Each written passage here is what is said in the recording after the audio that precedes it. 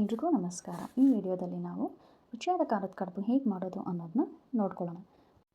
ಮೊದಲಿಗೆ ಒಂದು ಪಾತ್ರೆಯಲ್ಲಿ ಉಪ್ಪು ಮತ್ತು ನೀರು ಹಾಕಿ ನಾನು ಬಿಸಿ ಮಾಡೋಕ್ಕೆ ಇಟ್ಕೊಂಡಿದ್ದೀನಿ. ನಂತರ ಅಕ್ಕಿ ಹಿಟ್ಟು ಹಾಕ್ಕೊಳ್ತಾ ಇದ್ದೀನಿ.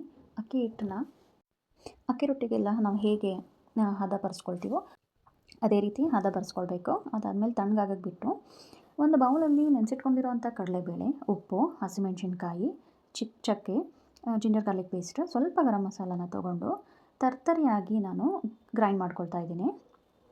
ತುಂಬ ಫೈನ್ ಪೇಸ್ಟ್ ಮಾಡಬಾರ್ದು, ತರ್ತರಿಯಾಗಿರಬೇಕು.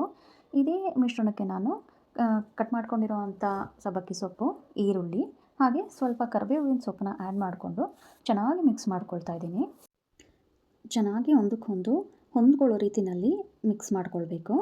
ಇದು ಮಿಕ್ಸ್ ಆದ ನಂತರ ತಣ್ಣಗಾಗಿರೋ ಬೇಯಿಸ್ಕೊಂಡಿರೋ ಅಕ್ಕಿ ಹಿಟ್ಟನ್ನು ಚೆನ್ನಾಗಿ ನಾದ್ಕೊಳ್ಬೇಕು.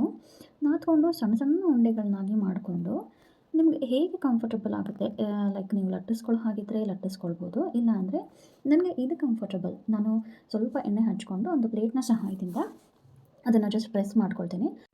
ಈವನ್ ಇದು ಕೂಡ ನಾವು ಹೇಗೆ ಲಟ್ಟಿಸಿದಾಗ ರೌಂಡ್ ಶೇಪಲ್ಲಿ ಬರುತ್ತೋ ಅದೇ ರೀತಿ ಬರುತ್ತೆ. ಜೊತೆಗೆ ತುಂಬ ಸುಲಭ ಕೂಡ ಮಾಡೋದು ಈ ಮೆಥಡ್. ಇವಾಗ ನಾನು ಇದೇ ರೀತಿ ಎಲ್ಲ ಉಂಡೆಗಳನ್ನು ರೆಡಿ ಮಾಡಿ ಇಟ್ಕೊಳ್ತಾ ಇದ್ದೀನಿ. ಇದಾದಮೇಲೆ ನಾವು ಕಡುಬಿಗೆಲ್ಲ ಹೇಗೆ ಫಿಲ್ ಮಾಡ್ತೀವಲ್ಲ ಅದೇ ರೀತಿ ಫಿಲ್ ಮಾಡಿಕೊಂಡು ಕಡುಬು ಶೇಪ್ ಕೊಡ್ತಾಯಿದ್ದೀನಿ. ಜೊತೆಗೆ ಈ ಕಾರ್ನರ್ಸಲ್ಲಿ ಏನಿದೆಯಲ್ಲ ಅಲ್ಲಿ ನಾನು ಸ್ವಲ್ಪ ಗ್ಯಾಪ್ ಹಾಗೆ ಬಿಟ್ಟಿದ್ದೇನೆ. ಯಾಕಂದರೆ ಫುಲ್ ಕವರ್ ಮಾಡಿದ್ರೆ ಒಳಗಡೆ ಇರೋ ಸ್ಟಫಿಂಗ್ ನಾವೇನು ಫಿಲ್ ಮಾಡಿರ್ತೀವಲ್ಲ ಅದು ಸ್ವಲ್ಪ ಬೇಯೋದಿಲ್ಲ.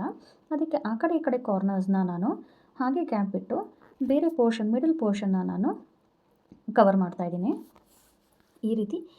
ಇದೇ ರೀತಿ ನಾನು ಕಡುಬುಗಳನ್ನೆಲ್ಲ ರೆಡಿ ಮಾಡಿ ಇಟ್ಕೊಳ್ತಾ ಇದ್ದೀನಿ.